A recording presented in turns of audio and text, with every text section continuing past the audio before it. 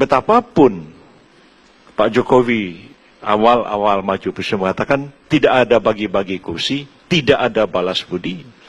Tapi dia terperangkap dengan sistem itu. Dari awal dia sudah berkoalisi, makin banyak koalisi partai masuk ke dalamnya, dan ketika membentuk kabinet, janji-janjinya tidak dapat diwujudkan. Akhirnya, kabinet memang betul-betul bagi-bagi kursi.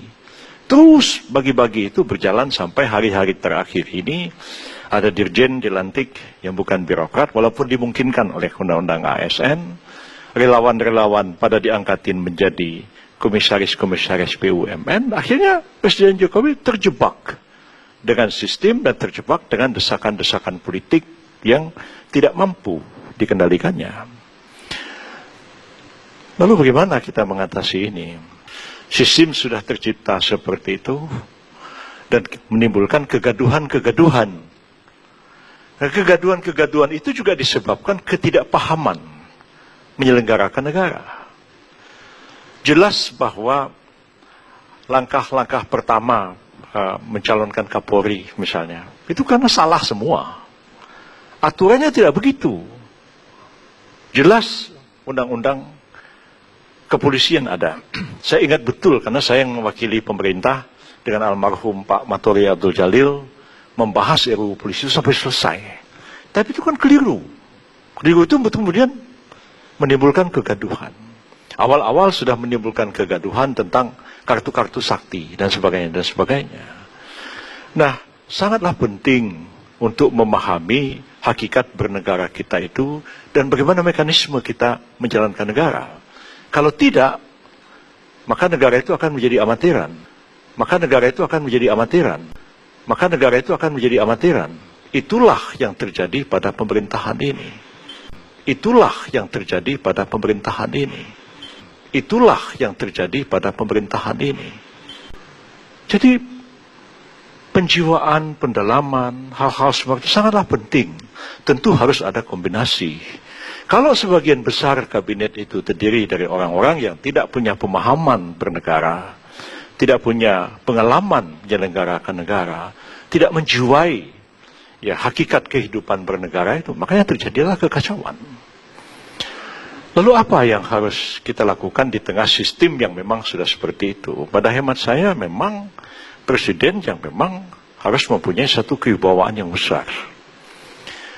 Memang presiden punya keterbatasan-keterbatasan seperti diatur oleh konstitusi dan undang-undang. Presiden tidak bisa mengintervensi penegakan hukum. Betul, tidak bisa. Tapi presiden punya kebijakan. Bagaimana harus menegakkan hukum? Dulu waktu nyusun undang-undang kejaksaan tahun 2004, saya maunya kejaksaan itu, Jaksa Agung independen.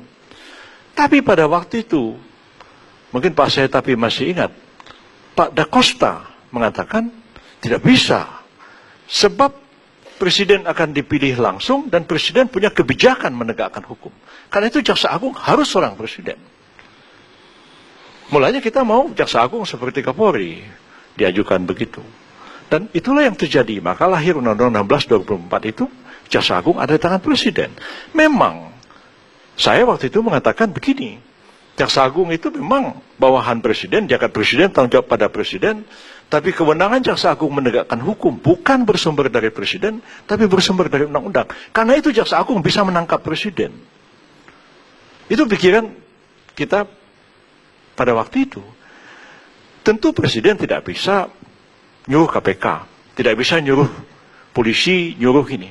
Tapi presiden ketika dihadapkan kepada dilema keributan institusi antara KPK dengan polisi dengan kejaksaan, presiden yang berwibawa, dia bisa panggil semua itu untuk bicara. Memang saya tidak bisa mencampuri tugas Anda. KPK independen.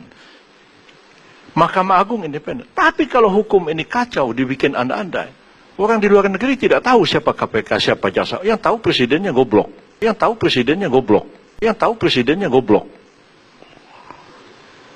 Karena itu presiden harus punya satu kewibawaan dan harus punya satu pemahaman. Betul-betul dia paham menyelenggarakan negara ini. Sudah cukuplah kita bereksperimen. Ya. Mulai dari Gus Dur, Megawati, Jokowi, kita bereksperimen. Sebagian besar rakyat kita masih percaya kepada mysticism. Ya, kalau orang ini jadi presiden, negara otomatis gemah lipah loh jinawi, tata tentrem karto raharjo, dan seterusnya. Seperti mistik. Negara ini harus dikelola secara rasional, dan kita harus punya kecerdasan yang tinggi, memecahkan persoalan-persoalan yang kita hadapi. Jadi saya tidak sependapat kalau mengatakan, ya kegaduhan itu juga sesuatu yang baik. Kegaduhan itu justru menghabiskan energi, kita hal-hal yang tidak perlu, berdebat kusir yang gak jelas, beda dengan debat tahun 35, polemik kebudayaan, takdir, Arwin Pane, berdebat. Atau debat tahun 52, antara Syahrir, kemudian Sumitro Jaya Hadikusumo, Yusuf Wibisono, Safruddin Prawiranegara, berdebat tentang arah pembangunan ekonomi. Cerdas debatnya. Sekarang kita debat hal-hal yang tidak substansial. Habis waktu kita jadi pejabat menjelaskan hal-hal karena juga gaduh di media yang bersumber dari kegaduhan di dalam pemberitaan itu sendiri. Nah, saya melihat kalau begini terus, kita makin tertinggal. Kita sudah masuk masyarakat ekonomi ASEAN, presiden kita menganggap, ya jangan dimanjakan, jangan diprotes, biar kompetisi. Padahal konstitusi kita mengatakan negara melindungi segenap bangsa dan tumpah darah Indonesia. Tidak bisa rakyat itu diberikan suruh bersaing sama orang Singapura, bersaing sama orang Malaysia. Habis dilibas bangsa ini.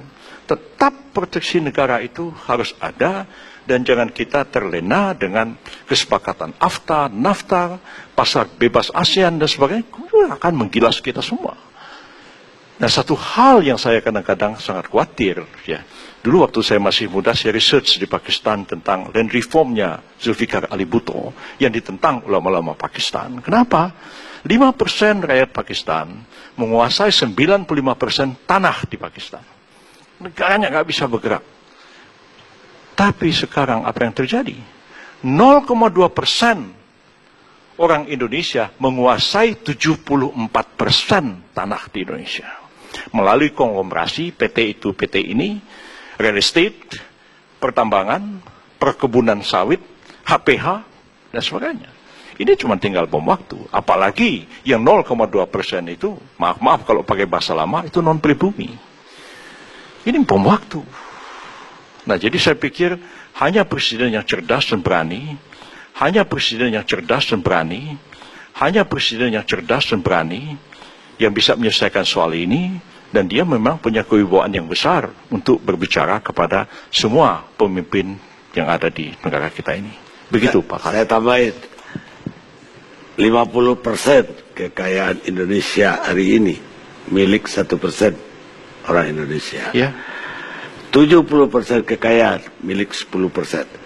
30% bagi untuk 90% orang Indonesia.